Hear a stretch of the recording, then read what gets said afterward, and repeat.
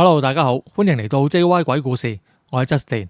咁今期咧睇題目都睇到啦，就做關於咧就係做呢個電影泥娃娃呢個咧，就係佢傳聞中嘅都市傳說啦。自己佢哋台灣人咧有啲就喺啲 D 卡啊，同埋佢哋啲 PPT 裏邊咧都咁啊將佢咧就講咗出嚟。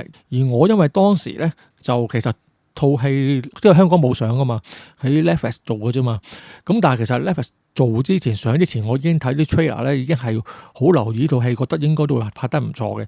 咁啊，所以咧我都第一時間就喺 Netflix 度，佢一上嗰日咧，我即刻睇咗噶啦。咁就發覺呢套戲其實都 OK 嘅，真係如果係台灣嚟計咧，近年我覺得都係拍得到好嘅恐怖片嚟。咁如果大家都即係對睇恐怖片都有興趣嘅，除咗聽鬼故之外，咁亦都可以即係如果屋企又有訂開 Netflix 嚟講咧，咁亦都可以攞嚟睇下噶。咁係算係值回票價嘅。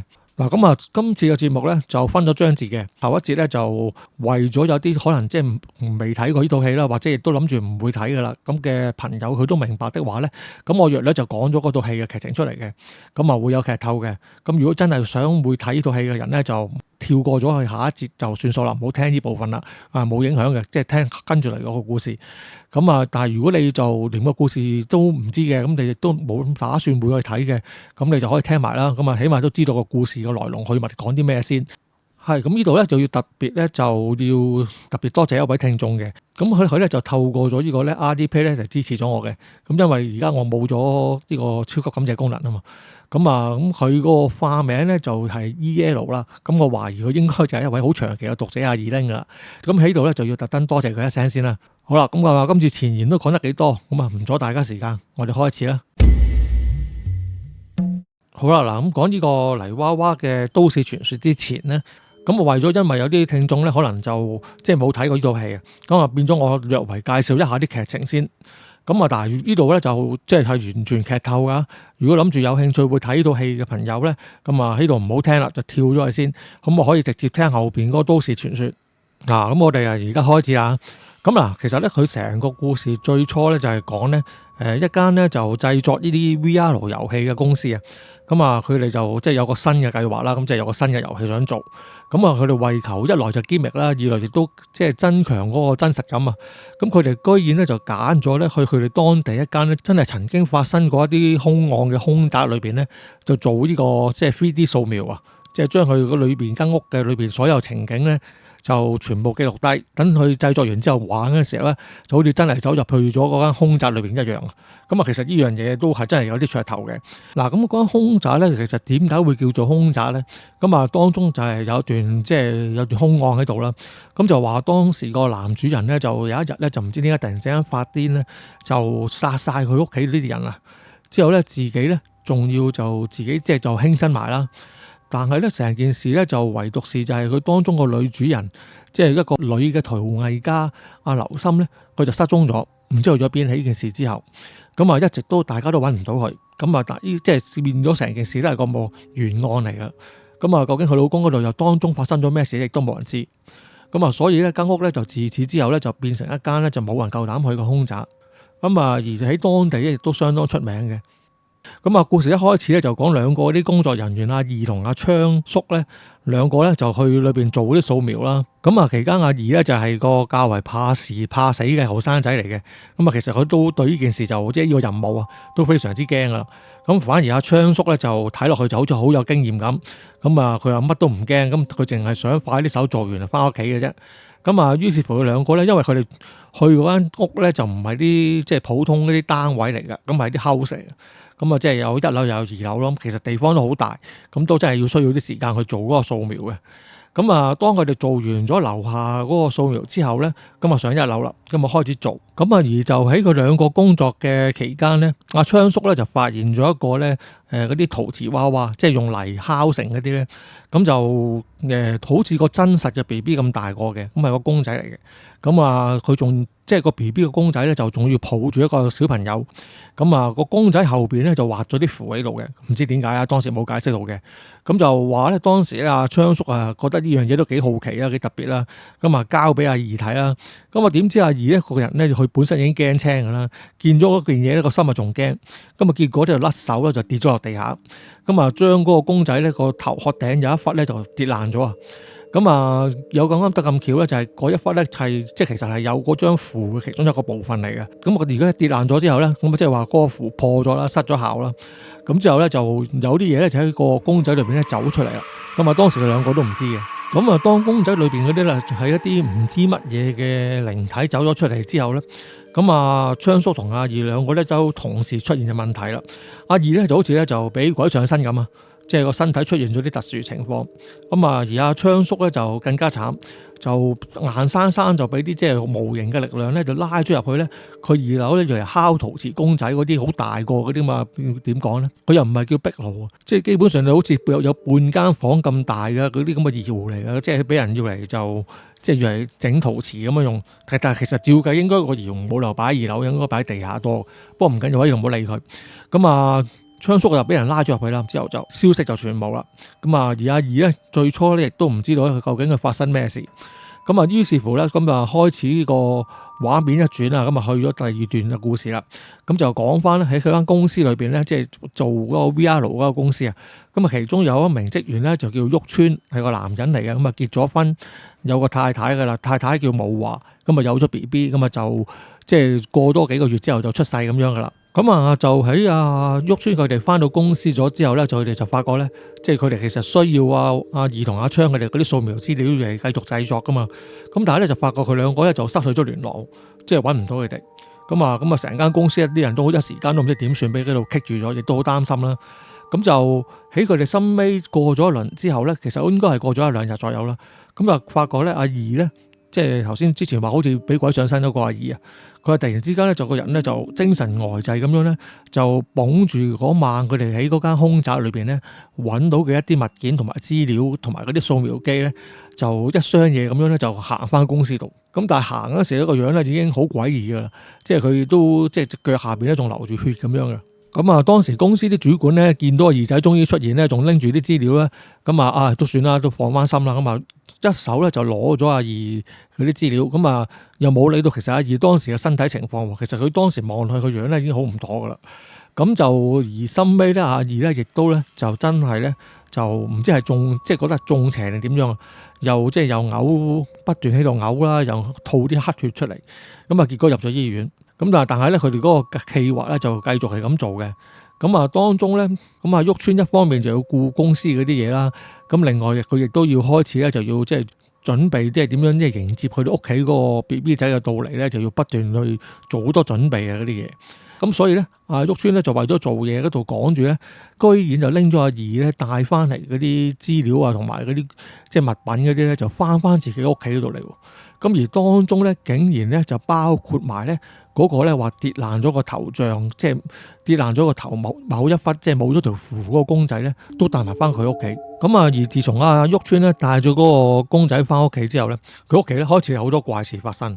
咁啊，其實最初咧，其實阿鬱川個人咧就唔係咁敏感噶，算係即係對呢方面咧幾遲鈍下嘅。咁佢最初係冇乜反應嘅，唔知發生咩事嘅。咁較為反而佢老婆即係大肚嘅武華咧，佢就好敏感啦，即係佢就好快咧就已經意識到咧就間屋開始有啲唔妥。咁但係當時佢唔知同嗰個公仔有關嘅。咁但係好快之後咧，佢就開始咧就好似俾嗰個公仔咧迷惑住一樣。咁啊，仲親手咧就幫個公仔咧修補翻佢嗰個爛咗個頭啦。咁啊，呢樣都已經係小事。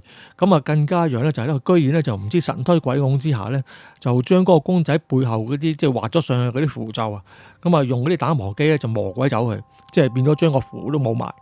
咁啊，更加喺工作嘅時候咧，亦都唔小心咧將啲血咧就滴咗落嗰個公仔度。咁啊，大家都估到啦，即係通常啲戲都係咁啦。咁你個公仔吸咗血之後咧，就即係個法力大增啦。咁之後咧，開始佢屋企嘅事咧就更加犀利啦，發展得。咁啊，到最後咧，阿武華咧亦都俾嗰個公仔裏邊嘅靈體咧就上咗身。咁啊，頭先都講啦，咁啊，其實阿鬱川咧，即係個男主角咧，佢本身個人咧就唔係咁敏感嘅，即係不單止對靈異嘅嘢唔敏感啊，對於佢生活上嘅嘢咧，亦都唔係咁敏感。即係佢老婆初俾人上咗身呢樣嘢咧，佢都仲未知。即係收尾點會知咧？就因為佢老婆咧就係嗰啲即係食嘢，譬如食肉，即係食動物，佢唔會食內臟嗰啲嚟嘅。咁啊，但係咧就佢唔知點解喎，佢開始咧就自己咧就煲粥咧，就居然咧煲啲豬潤湯。咁啊，佢老公應該覺得好奇怪啦，就問翻佢：喂，你唔係唔食內臟嘅咩？即係點解會而家又煲啲咁嘅湯啊？咁啊，佢老婆見到自己做埋啲咁嘅嘢咧，都覺得奇怪。咁啊，依個時候咧，即係叫佢老婆，即係仲係有自己個心智喺度。咁其實就過多呢一兩日開始咗之後咧，個情況就急轉直下啦。個老婆直情就好似迷失咗自己咁啊。對於佢老公嗰啲即係問佢嘢啊各樣咧，都係愛理不理咁樣。咁其實嗰陣時應該就已經係俾嗰個靈體咧，就已經係即係類似奪舍佔據咗個心智咁滯嘅啦。咁而呢個時候，阿旭川咧先至發覺唔妥。咁啊，旭川知道即係發生咗咁嘅事之後咧，就嗱嗱聲就去啲宮廟咧，就揾人幫手啦。咁啊，收尾佢去到一間嗰啲即係有人介紹話幾靚嘅廟嗰度咧，就揾嗰個廟祝就算咗算。咁佢就話啊，旭川佢哋咧真係出咗事屋企，咁啊都幾麻煩。咁啊，但係因為佢做廟祝嘅啫嘛，佢唔識搞呢啲嘢啊嘛，咁啊佢又解決唔到嘅。佢又介紹咗一個年青嘅道士阿新咧，叫阿旭川去揾佢。咁阿新咧，其實咧佢係即係好後生嘅就係佢做道士，咁啊都係20零30歲到嘅啫。咁但係咧，因為咧佢係其實係代代即係屋企代代相傳都係做呢樣嘢嘅。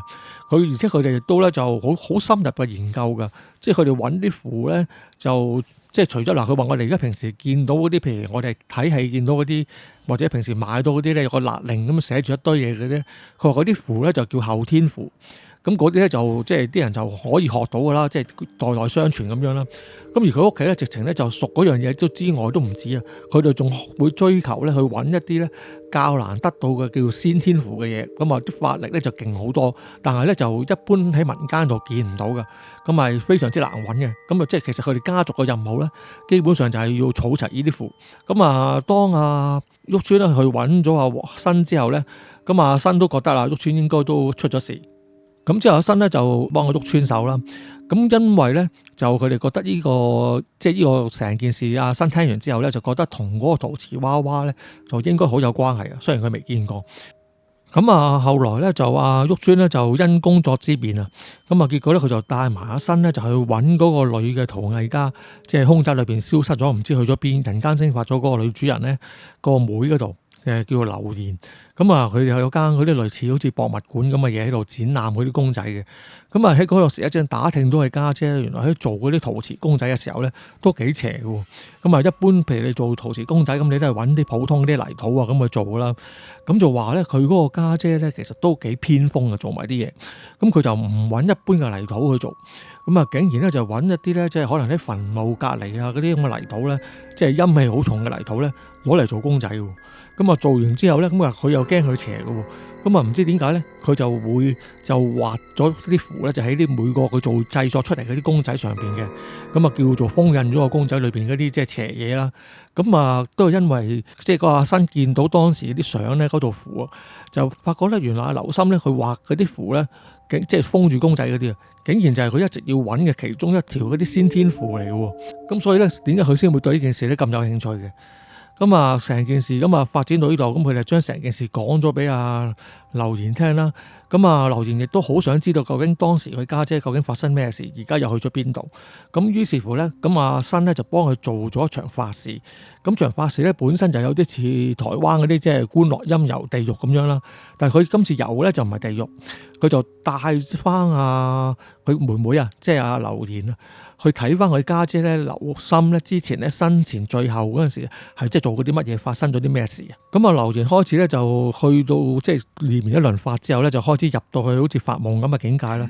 咁啊見到啊劉心開始做啲乜嘢，咁啊發覺咧佢家姐咧又走去嗰啲墳墓附近咧就喺度挖泥，即係又想攞啲材料去做嗰啲黏土啦。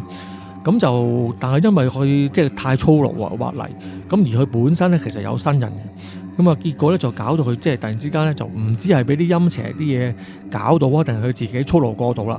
咁啊結果咧就喺個山邊度咧就肚痛，之後就小產埋添。咁啊本來咧咁已經係就唔係最恐怖，最恐怖係點咧？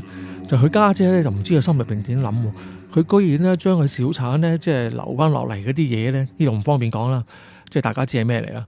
咁啊連埋佢揾翻嚟嗰啲泥土咧，居然就猜埋一堆咧，去做咗一個公仔出嚟，即係當係紀念佢嗰個 BB 咁樣，同佢自己咁樣。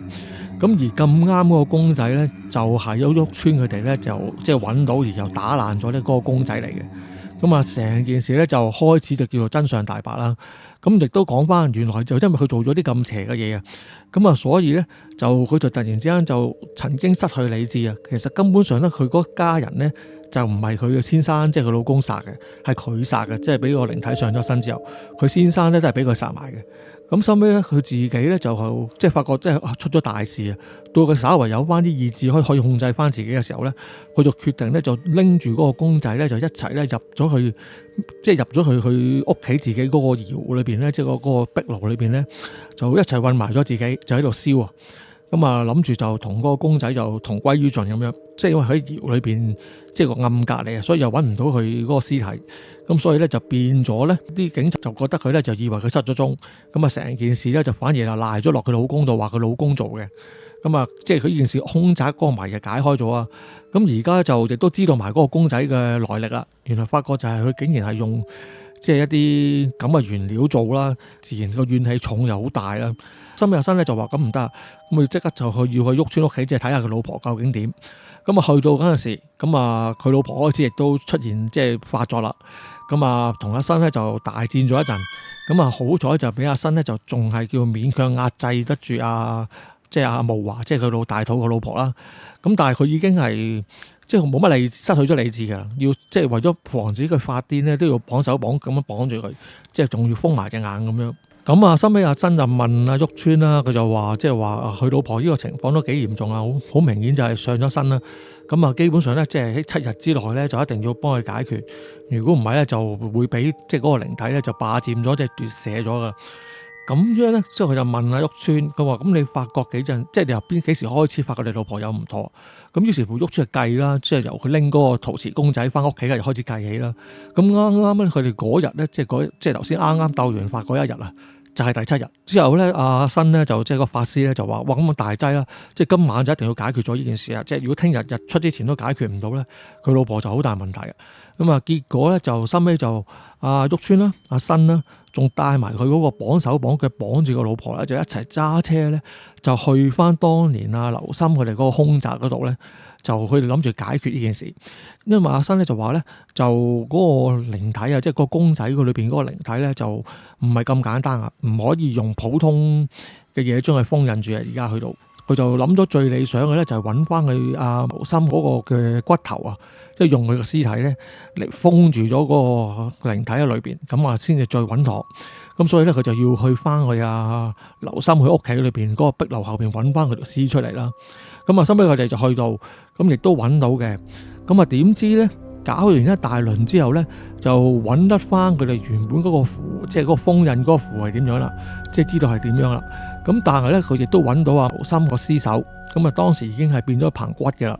咁最初其實阿新咧就諗住咧就用阿劉森嗰個頭骨啊，咁等個靈體走入咗去裏邊之後咧就封住佢。咁但係點知咧就個靈體咧就比佢想象之中咧就強，居然咧就佢封完佢之後咧個頭骨本身頂唔順咧就爆咗，咁啊又走翻出嚟作惡啦，咁啊仲上埋喺鬱村身添，咁啊最後就變到個情況就係點咧？咁就係兩個男人啦，即係阿鬱村同阿新啦，咁啊加阿大肚個慕華啦，3個人咧就一齊咧就喺間屋度咧就要同嗰個靈體咧就作呢次最後嘅搏鬥啦。咁啊嗱，原著故事講到呢度咧，差唔多都講咗好長。咁啊，如果真係有興趣，覺得即係聽完之後有興趣睇嘅咧，就自己去睇啦。咁啊，睇翻可以知道埋個結局啦。咁個結局我唔講啦。咁因為其實係而家得講得，因為講得太長添嘛。咁啊唔緊要嗱，跟住下一節嗰度咧，我會就開始講嗰個故事噶啦。好啦，咁啊電影嘅故事咧，咁啊講完啦。咁啊而家就入翻正題，就講翻咧。即係佢泥娃娃呢套戲喺佢台灣嗰啲討論區裏邊啊，傳翻出嚟，即係究竟佢個都市傳說啦，定係點樣嘅咧？嗱，咁呢個故事咧，我就喺 D 卡度揾翻嚟嘅。咁由於咧寫嗰個人咧，我就佢就唔係好有心機寫啊，咁啊寫得斷斷續續，咁啊因為可能佢本身都唔係做寫小說啦，咁佢都係分享翻個故事啫。咁你都唔好太過要求咁多。咁所以咧，我就要將佢嗰個寫嗰嗰份稿咧就重新消化咗之後咧，咁啊加上我自己整理咧，咁啊重新出嚟嘅，咁可能就會同佢原著略為有啲出入。好啦，咁我哋而家就開始咧就講嗰個都市傳說啦。咁就其實故事發生嘅地點咧，就有人話嗰度係南頭啦，但係咧就有人話係呢個花蓮啦，或者係新竹之類嘅地方嚟嘅。咁就呢樣都唔太考究啦，因為咧其實後尾佢哋討論完之後咧，大多數嘅人咧都覺得咧應該都係喺南頭嗰度嚟嘅。咁就話說咧，就南頭嗰度咧就有條村莊，咁啊嗰啲即係有笪地方啊，應該話咁啊風景幾靚啊，好多人咧中意去嗰度即係露營啊咁樣。咁啊由於嗰度都係一個旅遊勝地啊，咁啊後尾咧就吸引咗一個生意人啊。嗱，咁佢個名我就化個名俾佢啦。點講咧？叫佢做旭川啦，因為我覺得因為之前我成日都化完名之後咧，我會讀錯，咁都好多人投訴過。咁希望今次我用翻佢個戲嗰個男主角個名旭川咧，就唔會再講錯啊！咁啊希望㗎啦。咁就話咧，咁嗰個旭川咧其實就30零歲嘅啫，咁就係個嗰啲即係實業家做生意人嚟嘅。咁佢就即係發現咗呢件事之後，咁佢自己亦都親身去睇過啦。咁啊，佢又覺得嗰度咧，其實如果起一間民宿咧，應該都會有生意啊，都大有可為咁樣。咁啊，於是乎咧，佢就收尾就即係又買地啊，各樣啊，做咗好多即係前期工作啦。咁啊，成功都到咗手噶啦。咁啊，收尾就開始就揾人就即係要即係掘好啲嗰笪地方，咁啊開始起嗰層民宿出嚟。咁啊，而就喺佢哋開始做呢個挖掘嘅工程期間啦，咁佢有人咧就無意之中咧就挖下咧，就挖咗個嗰啲大嘅嗰啲咩，即係好似池嗰啲咁嘅罌咧，都幾大個下嘅。你預佢都有點樣講有幾大咧？你預佢有半個人咁上下高啦，或者1/3個人咁上下高啦。咁係個嗰啲陶瓷罌嚟嘅。咁個口咧就俾個塞咧就封住咗嘅。咁而外邊咧亦都咧封咗啲符喺度。但係嗰啲符就即係擺喺泥土裏邊耐啊，基本上已經褪晒色㗎啦。咁啊，即係就算係即係只係約略一見都係好似喺張黃紙上邊有啲字咁樣。咁佢哋都唔好肯定係究竟係咪真係符嚟嘅，因為已經擺得太耐。咁就收尾嗰啲工人掘咗上嚟之後咧，就初就佢哋好興起啦，就諗喂，即係會唔會無端端係之前有人收埋咗啲咩財寶喺度啊？咁啊，即係俾佢哋挖到出嚟啊，咁啊發達啦。咁啊，其實當時一個老細都喺度嘅。咁啊，其實如果就算有財寶咧，應該都係俾佢攞咗噶啦。咁啊，依樣唔理，咁啊繼續講。咁啲工人啊，但係都覺得好好奇啦，即係諗都仲係諗緊係咪有財寶。咁於是乎佢哋都唔理咁多，咁啊揾啲工具咧，就即係停晒工咁樣，就揾啲工具咧就撬開嗰個罌個蓋，咁啊睇下裏邊究竟有啲咩珠寶喺度。咁啊，但係咧點知當佢哋咧就撬開咗個罌之後咧，就發覺咧裏邊咧就並冇咩即係金銀財寶啊嗰啲嘢，咁乜都冇。咁啊反而咧就又有一堆嗰啲咧咁啊泥公仔啊。咁啊嗰個泥公仔咧就唔係到戲裏邊咁大個嘅，咁啊好似手掌再大啲咁樣咁上下大嘅，即係每一個都係。咁但係咧個造型就有少少古怪，應該話怪異。咁就嗰啲咁泥公仔係點嘅樣嘅咧？個做工就好粗糙啦，咁就好明顯係啲人好生手咁樣咧，就求其捏出嚟一個人形出嚟咁樣。咁但係奇怪嘅地方就係咧，佢哋唔知點解就會咧將2粒黑豆咧就擺咗落嗰個泥公仔個頭上邊啊，咁啊當係佢兩隻眼。咁但係呢樣都算啦，都唔係咁奇怪。咁啊反而奇怪嘅地方就係佢個嘴啊。咁佢個嘴係點樣做，即係點樣造型出嚟咧？就唔係話通常我哋細個玩泥膠啊，可能一刀即係挖咗一條坑咁啊，當係個嘴啊。咁佢哋就唔係嘅，佢哋點樣咧？即係嗰個泥公仔都係有條坑喺度，即係有個嘴喺度嘅。但係咧，佢哋又唔知點解咧，就用啲紅線咧，就將佢咧縫埋咗嘅喎，即係好似縫傷口咁樣咧，就縫埋咗，打晒死結咁樣嘅喎。咁啊，唔知道佢嘅目的係乜嘢。咁啊，收尾佢哋就揾完一大輪之後，都發覺就係即係成個罌裏邊都係差唔多有成10個都係嗰啲咁嘅公仔啦。咁啊，錢啊乜都冇噶啦。咁啊，個個都大失所望啦。咁啊，包括埋阿老細啊、旭川啦。咁啊，但係呢個時候咧，就有個年紀較為大嗰啲工人啊，即係嗰啲地盤工人咧，佢就話：佢話呢啲公仔咧，其實好似係一啲邪門嘢嚟嘅喎。咁啊，最好就揾人嚟搞一搞佢，即係先至好啊！如果唔係，驚影響咗日後佢哋嘅工程啊咁樣。咁但係咧，阿旭川即係個老細咧，其實就完全唔信呢啲嘢嗰啲人嚟嘅。咁佢就唔覺得咧嗰啲公仔咧會係咩邪嘢。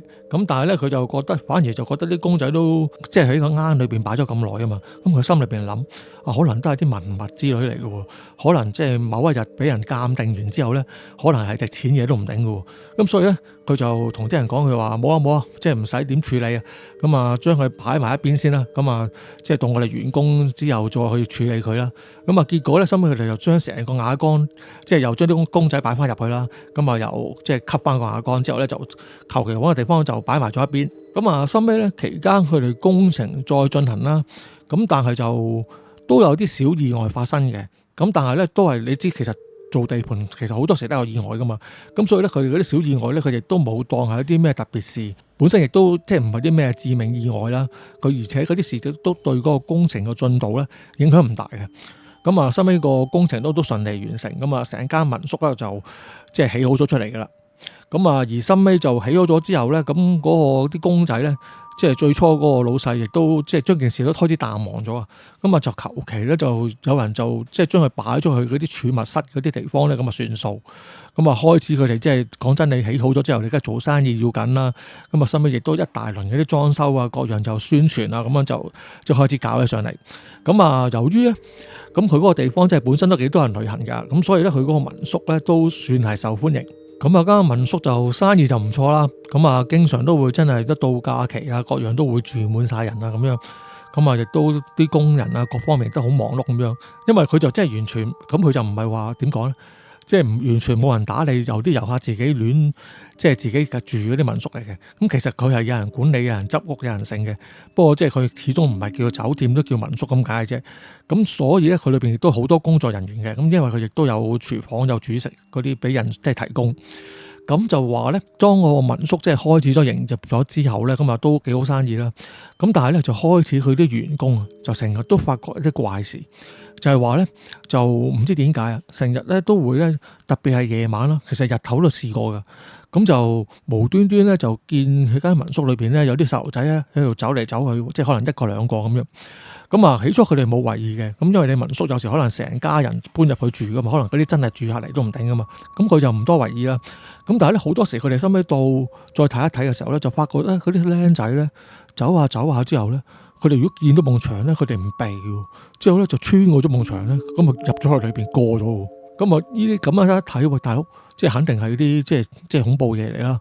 呢啲咁嘅事咧就開始咧就喺啲工作人員之間咧就喺度即係傳起上嚟。即係最初佢哋大家唔講咧，就唔係真係咁密嘅，就冇咁多人咧自爆話見到嘅。但係自從第一個人講起咗件事出嚟之後咧，咁啊個個咧都爭住嚟講啦。咁啊原來發覺咧其實咧就好多人咧都見過。咁佢哋開始咧就已經覺得有啲即係古怪怪啦。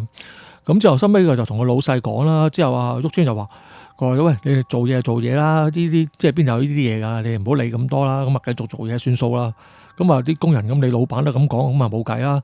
咁啊個個都當冇事，即係就見到就當見唔到，咁啊繼續做嘢。嗱咁啊，但係咧你員工咧就要聽你老細話啫。但係你裏邊嗰啲客咧，即係嗰啲民宿嘅住客咧，佢又唔需要驚你老細噶嘛。咁啊，因為咧當啲事件咧就慢慢咧就唔單止再係俾啲員工發生，去民宿裏邊嗰啲住客咧，亦都開始咧出現咗發現咗呢啲問題啦。咁就最常見嘅咧，亦都係同啲工作人員一樣，就係嗰啲住客咧就會見到啲僆仔咧，即係不知名嘅僆仔就走嚟走去咁樣啦。之後突然之間去到某個地方咧，就喺佢哋眼前咧就即係突然之間咁樣消失啦。咁啊，咁佢哋都有同嗰啲工作人員反映過嘅。咁啲工作人員雖然知道係咁樣，但係都知唔以對啦。其實佢哋都唔知點嚟。咁啊，亦都只係同啲遊客講話啊，即係可能大家可能你睇錯啊之類嗰啲咁嘅嘢啦。咁收尾就啲事件多咗咧，曾經有人咧就建議過個老細咧，就不如即係揾啲法師嚟睇下，即係打翻堂齋睇下會唔會有啲咩即係幫助咁樣啦。但係個老細因為之前講過啦，佢唔信呢啲嘢噶嘛，咁佢就冇理。咁佢咧就繼續咧都係照住佢咁營運，咁但係咧就開始咧就即係個生意都唔錯噶嘛，怪事咧就越嚟越多啦。咁啊，除咗啲遊客即係嗰啲住客會見到啲小朋友走嚟走去之外咧，亦都試過有啲住客咧就俾鬼砸。咁啊俾鬼砸嘅係點樣？就喺佢夢裏邊，即係佢朦朧之間咧，佢就覺得咧係有啲僆仔咧，即係細細個嗰啲，即係大概都係3、4歲或者5、6歲到啦嗰啲啦，即係唔係好大個嘅啫，咁咧就居然咧就喺夜晚嗰啲住客瞓覺嘅時候，就喺佢個肚上邊，即係企咗佢個身上邊咧，佢好似玩咁樣喺度跳嚟跳去。但係當時佢喐唔到喎，即係俾鬼擲嘅喎。咁啊，收尾當然就係即係擲完一輪之後，收尾嗰啲細路仔就消失咗啦。咁啊，啲人先喐得翻啦。咁啊，依樣就開始又係多怪事。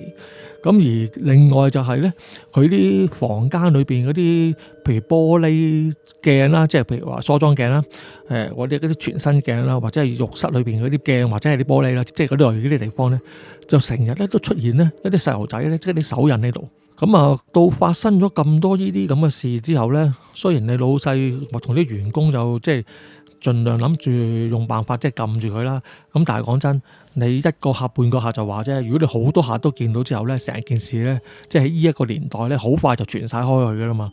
咁啊，所以咧佢亦都間民宿咧，好快咧就已經咧就啲生意咧一落千丈啊！即係個個都即係覺得佢係一間猛鬼民宿噶嘛，即係冇乜人肯幫襯。咁啊，去到呢一剎那咧，即係關乎到錢嘅時候咧，佢老細就先開始信邪啦，開始驚。咁啊就話咧，除咗佢民宿即係啲生意對個老細好困擾之外咧，點解佢會心咧亦都咁信邪咧？就因為咧開始咧佢屋企咧都發生一啲怪事。即係嗱，佢屋企唔係，首先講明先，就唔係住喺民宿嗰度嚟噶，即係佢當係一盤生意嚟嘅啫。咁佢啊擺咗喺度，平時就俾人打理嘅，佢都唔多去嘅其實。咁但係咧就佢屋企發生咩事咧？就嗰陣時咧就啱啱咧佢老婆咧就有咗 BB 啊，咁啊已經差唔多5-6個月大噶啦，即係見晒到好大個啊咁樣噶啦。咁就話就唔知由邊一日開始咧，佢老婆咧就開始咧就夜晚咧成日發一啲怪夢啊，嚇醒。咁我發夢啲內容係咩咧？咁啊話喺夢裏邊咧，佢就拖住個男仔細路，咁就即係帶佢去公園玩咁樣。咁但係咧就喺度玩得好開心嘅期間咧，佢話突然之間咧就走咗一班咧，就個樣咧好恐怖嘅，即係皮膚又蒼白啊，啲眼又好似七孔流血咁樣，即係咁啊走埋嚟去做乜咧？佢哋咧就佢哋要掹走咧嗰個老闆個老婆嗰個原本拖住嗰個細路仔啊，佢哋都就成日搶走佢咁樣，即係掹走佢咁樣，即係恰佢咁樣啦。咁啊佢哋就人多啦，咁啊但係咧喺夢裏邊，其實嗰個老闆個老婆都唔知道嗰個佢拖住嗰個細路仔係邊個嚟噶嘛。咁但係你拖得佢，咁你梗係個心即係覺得應該係保護佢啦。咁啊結果係同佢哋鬥力咁樣扯，成心尾咧好多時咧就喺呢個爭持間咧，咁就醒咗噶啦。咁啊依樣就已經怪噶啦。咁啊但係咧佢仲有另一款噩夢噶喎。咁依樣咧就更加就冇咁奇幻，就真實啲嘅。就佢就咁發夢咧，就喺佢自己瞓覺嗰間房嗰度嚟嘅啫。咁佢就話佢瞓下覺咧，就見到咧就會有啲小朋友就好似即係頭先喺公園度咧，即係嗰啲咁嘅男女啦，咁啊都係細路仔嚟嘅其實。咁啊喺即係佢間房裏邊，咁啊為數差唔多都有5-6個都多嘅。咁就話咧，佢哋做乜嘢咧？佢哋就個個咧就好似想爭住咧衝埋去咧，就走去嗰個女人嗰度，即係個老細個老婆嗰度啊！但係咧，佢哋幾個嗰啲咁嘅，即係我哋叫佢做鬼仔啦，一係就佢都幾恐怖。咁啊，叫佢話嗰幾個鬼仔咧，佢哋互相之間咧就有啲問題喎，佢哋有啲矛盾嘅喎，即係話佢哋咧就喺度開始喺度打交，就好似你爭我奪咧，就要即係好似大家要爭位咁樣。咁啊，成日咧就發覺咧，佢哋就一邊咧就想走去嗰個女人度，但係一邊咧呢個想走去，嗰個就拉住佢，之後就撳住佢，又自己想自己去，之後第二啲人又再喺度捉住佢，咁總之搞到一片混亂啦。咁啊，嗰個老婆就覺得好煩同埋好驚咧，咁又喺個時候咧又扎醒。咁啊，呢兩個怪夢咧，當佢話咗俾佢老公聽之後咧，咁啊，佢哋覺得好奇怪，因為佢老婆從來都冇踏足過嗰個民宿噶，佢哋唔係住喺嗰度噶嘛。咁啊，之後佢個老公去到呢剎那，因為佢雖然生意又煩啦，咁啊，而且佢對於即係佢老婆懷孕呢樣咧都好緊張啊，因為即係佢第一胎啊，咁所以咧佢都收尾都唔可以唔信邪啊。咁啊，真係肯咧用翻啲咁上下高嘅價錢咧，就揾咗個咧就真係有料嘅法師咧，就去幫佢睇睇有個民宿嗰度，因為佢都覺得咧成件事咧應該都係就係啲細路仔嘅嘢，應該都係源自於嗰間民宿嘅有關噶啦。咁啊，於是乎咧，收尾佢又真係請咗個法師翻嚟。咁個法師嚟到咧，就已經話佢哋嗰個笪地咧，就其實地本嚟冇乜特別，即係唔係話特別差嘅，即係意思風水方面嚟計。但係咧，佢就話佢即係成間屋都瀰漫住一啲陰氣。咁就問佢咧，即係佢哋喺起樓嘅時候或者中間期間，即係整個過程啦，咁啊有冇咩古怪嘢發生過？咁啊起初咧，大家啲工人啊當然冇啦，即係做嘢嗰啲工人，因為起樓嗰時佢哋都未嚟，佢都唔知係發生咩事噶嘛。咁啊唯獨是咧就係得個老細咧就知道即係發生咩事，但係其實當時佢又唔係好記得，即係佢已經冇將件事擺喺心。到個法師問得幾暈之後咧，佢個心咧先係醒翻起，佢就話係啊，即係佢就曾經即係起個樓嘅時候咧，就挖地嘅時候就挖咗個罌裏邊有公仔呢單嘢咧，佢先醒翻起。咁啊，之後個法師就皺一皺眉頭啦，咁啊即係問佢，佢話咁你點處理啊？咁而家即係嗰個罌喺邊？咁之後個老細阿旭川就話咧，佢話冇處理到啊，個罌就擺咗喺我哋即係出邊民宿外邊嗰啲雜物室裏邊啫嘛。咁啊，之後佢阿法師就話：你唔好講咁多，咁你快啲帶我過去睇下。咁啊，收尾佢哋就去到睇啦。其實咧個法師講，其實去到嗰個雜物房都未去到去門，即係未行到去，離遠見到佢咧就已經咧話成間房咧都已經有啲即係陰氣咧透出嚟啦，或者話已經係好勁。之後個法師已經話咧，佢話係你呢間房即係呢間雜物室出事㗎，咁啊快啲即係開門俾我睇下究竟裏邊發生咩事。咁啊之後阿旭川佢哋即係開門俾佢啦，老細。咁啊之後就俾佢見到嗰個罌，之後個法師就一睇就揦嘢，即係應該就係呢個罌啦。但係由於個法師都有翻咁上一年紀，咁啊佢又冇力自己搬個罌出嚟，咁啊於是乎咁啊叫阿旭川即係個老細嗰啲工人咧，就幫佢即係將個罌咧就拎出去間雜物房出邊個即係個爐，即係條爐嗰度啦，即係曬住陽光咁樣啦。咁嗰陣時咧，佢先再叫啲人咧就即係撬開個蓋，即係睇下裏邊嗰啲公仔嘅情況啦。咁啊，當佢哋撬開完個蓋之後，咁啲公仔咧就仲喺裏邊嘅，咁就冇咩唔同度。咁之後咧個法師一拎上手睇咧，就已經即係搖晒頭嘅話，佢話冇啦，係呢啲公仔喺度作祟啊！即係其實你一早知道發現咗呢啲公仔咧，你唔好就咁收埋佢擺埋一邊算數。佢話咧，就算你其實點講，你唔好話你收埋咗佢，你抌咗佢唔處理好咧，其實都已經有問題嘅啦。你仲係冇抌到，仲要擺埋咗喺自己即係嗰個地方嗰度添，咁啊問題更加大。之後收尾個法師咧就開始咧就解釋翻嗰啲公仔究竟係咩嚟。咁個法師就話其實咧就喺好耐之前啦，即係都100幾廿年前啦。咁啊其實都仲係即係農業社會好落後嗰個年代嗰陣時候咧，咁其實鄉村啲人咧就冇避孕噶嘛，咁啊好多時都會生好多小朋友噶。咁但係由於啲醫療設備始終都係爭啲啊，即係冇而家咁昌明啦。咁其實一啲小事咧，都會令到當時嗰啲小朋友咧會即係走咗啊，即係會夭折嘅。咁之後法師就講啦，佢話咧，由於嗰啲小朋友夭折，如果佢係好細個，即係1-2歲之前啊，或者都係擲住1-2歲左右呢啲咁嘅年紀啦，就已經走咗的話咧，佢話即係基本上你就唔可以幫佢立牌位嘅，即係佢即係冇香火，受唔到香火嘅。佢哋心尾點解佢哋會有啲公仔出現咧？就係當時因為佢唔可以立牌位啊嘛，咁嗰啲父母咧就會做呢啲咁嘅泥公仔咧，就當係牌位咁樣，就俾一個地方咧佢哋附身上去。咁但係咧點解話會用啲黑豆做佢隻眼咧？佢就話黑豆咧就係即係屬陰，係一啲較為陰嘅嘢。佢話咁樣俾黐落個公仔度咧，就等於咧就俾咗對眼個公仔啊，令到佢咧可以即係嗰啲陰靈咧就睇到路啊，即係不至於即係萬頭烏蠅咁樣兩頭摸咁樣。咁但係咁啊，另外就係個嘴啦，咁啊好最怪嗰度，即係好似即係縫針咁樣，點解將佢縫埋咗佢咧？佢就話主要就係因為佢哋就供奉嗰啲公仔啊嘛，但係嗰啲僆仔小朋友嚟嘅啫嘛，冇性噶嘛，咁即係你唔知佢會唔會即係做埋啲乜嘢騷擾翻你嘅父母或者你當時嘅家人之類噶嘛。咁就嗰啲紅線封住個嘴咧，其實就係一個封印嚟嘅。咁啊，主要咧其實就令到咧嗰啲小朋友嗰啲嬰靈咧就唔可以即係作祟咁樣，咁啊係個叫保護措施嚟嘅。咁啊，另外咧之後個師傅繼續講啦，佢話通常咧其實因為佢做得當佢哋當牌位咁用咧，喺個公仔背脊咧應該都有刻住佢嗰個僆仔個名噶啦。咁啊，其實呢樣咧當時佢哋冇留意之前，咁呢個時候個法師一擰轉過嚟咧就發覺咧，個公仔背後咧真係咧好粗糙咁樣咧，就俾人刻咗個即係啲名，好似名咁嘅嘢啦。因為但係年代久遠都唔係睇得咁清楚啦。係即係佢一睇第一個已經話係真係好似法師咁講嘅，真係有。咁啊，佢哋收尾其他人就揾埋其他嗰啲出嚟睇啦。咁啊，發覺個個都有嘅。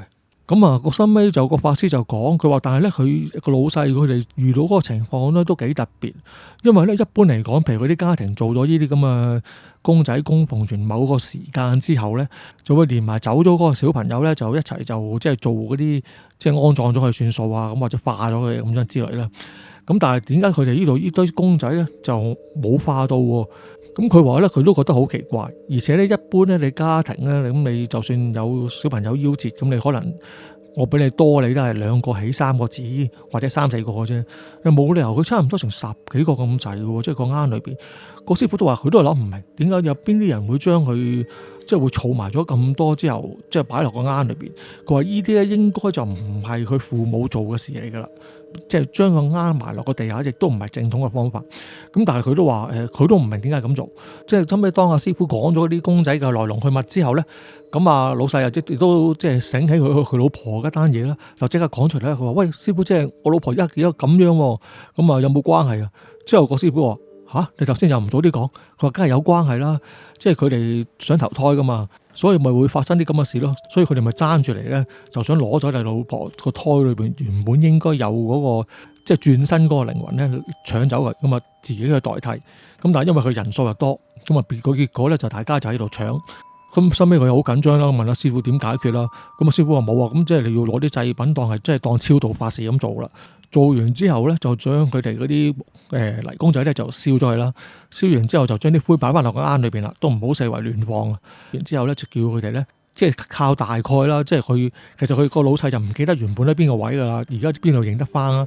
咁但係個師傅本身都有啲識啲風水嘅，咁就喺佢哋即係可以埋嘅地方，就揾人咧就即係挖咗個窿之後咧就埋咗嗰個罌佢，就以後都唔好打開。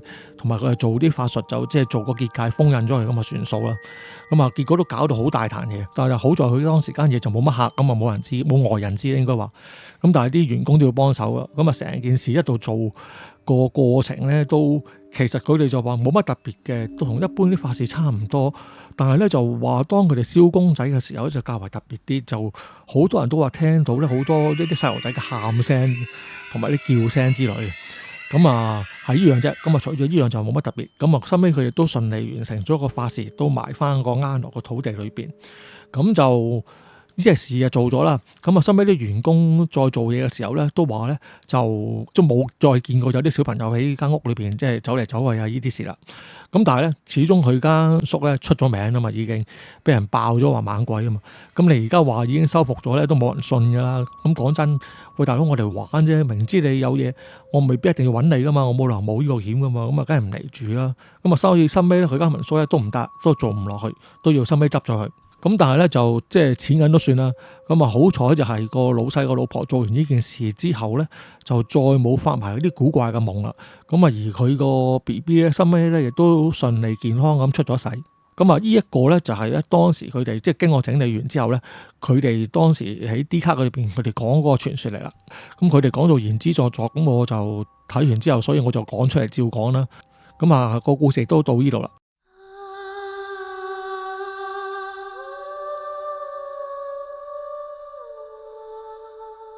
好啦，嗱，咁今次嘅故事咧就嚟到呢度，哇！一睇佢即係我而家睇翻個片長，即係我哋自己條片啊，即係講下都講到幾長啊，我都估唔到講咗咁長。咁啊，希望大家中意，唔會覺得悶啦。啊，陣間可能我真係要將佢 cut 短少少先嘛，如果唔係真係可能真係太長。不過算啦，呢啲唔好講啦。咁就呢度就要呼籲大家啦。咁如果大家咧本身有啲咩親身嘅靈異經歷啦，或者係一啲喺親戚朋友度聽翻嚟嘅靈異經歷都好，如果想同其他聽眾分享的話咧，就可以咧投稿俾我嘅。咁啊投稿嘅方法咧就好簡單啦，你用文字啦，或者你用部手機就咁錄音俾我咧都可以嘅。咁你只要跟住電郵去呢個電郵地址就得噶啦。咁同以前嗰個都冇變到嘅。咁好啦，咁今次嘅節目咧就係咁多，咁啊多謝大家收聽啦，我哋下次再傾過啦，拜拜。